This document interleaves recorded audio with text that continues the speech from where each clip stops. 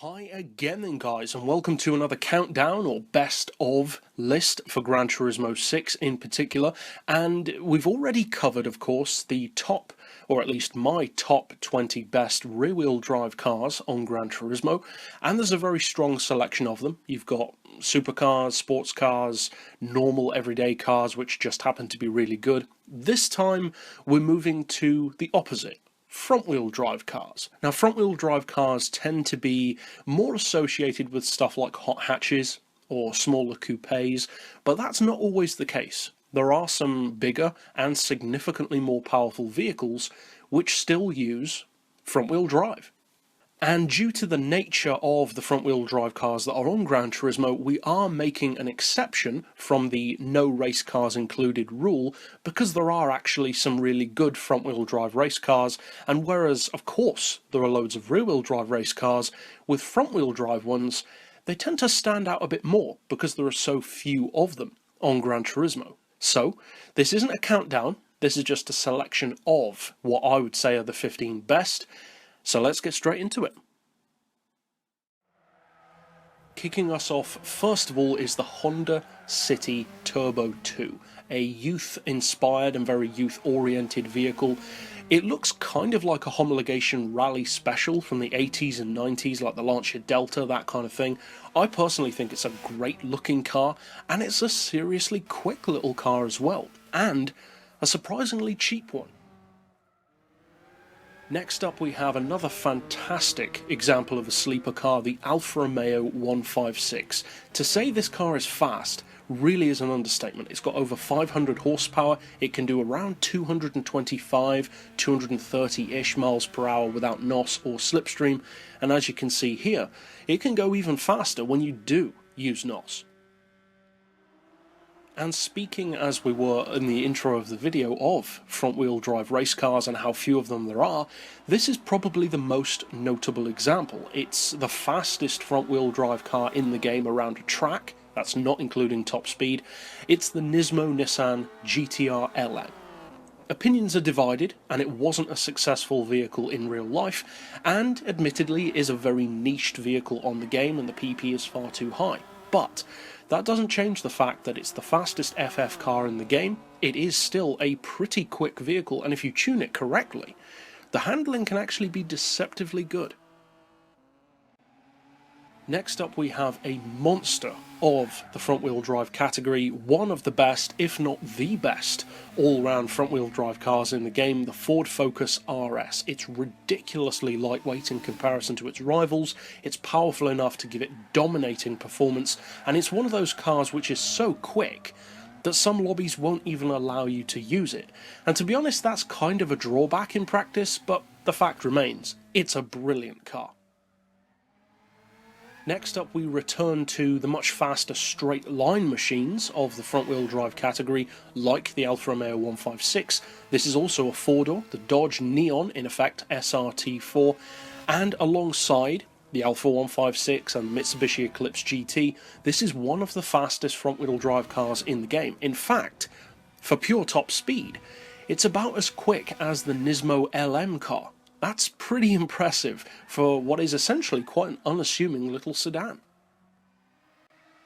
Next up, one of the most popular vehicles on this list by far. You see a ton of people using this car, the Renault Clio RS. For good reason. You're running almost 500 horsepower, the top speed is great, the handling is better than the Megane, and overall, around the track, at multiple PP levels even, this is a force to be reckoned with. Keeping it in line with that theme of popular front-wheel drive cars, we move again to another very popular choice, the Ford Focus ST. I must admit, I don't use this car very much at all, primarily due to the fact that it's just not as nimble as many other front-wheel drive cars around corners. It's not a bad car, but you have torque steer, the tyres are inclined to shred themselves in fully tuned form in particular, and although it's not a bad car, most of its strength comes in a straight line. And speaking of straight line performance, we return again to that category with the Neon and the Alfa Romeo of sheer straight line speed. But unlike those cars, this can actually give the more nimble cars a pretty good run around the track. It's a little bit big and bloated compared to, say, a small hot hatch, but the sheer straight line power of the Mitsubishi Eclipse GT tends to overshadow most other front-wheel drive cars that it comes up against. You're looking at around 235, 240 miles per hour. It may well be the quickest front-wheel drive car in the game, although the Dodge Neon SRT4 might have something to say about that. Next up, another massively popular car, not only in the game, but also in real life, the premium spec Honda EK Civic Type R. It's popular for good reason. It's not just a car that people use because everyone does, it's a car that actually lives up to the hype. In particular, I would say that the straight line performance on the EK Civic is actually better than its power would suggest. It is one of the lesser powered vehicles on this list, but it can still cruise at around 210. That's pretty impressive. And around corners, it's very good as well.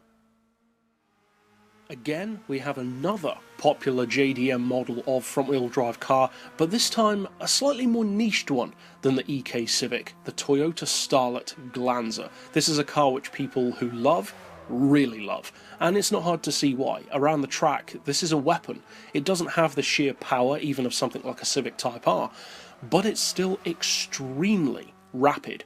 Think K-car on steroids.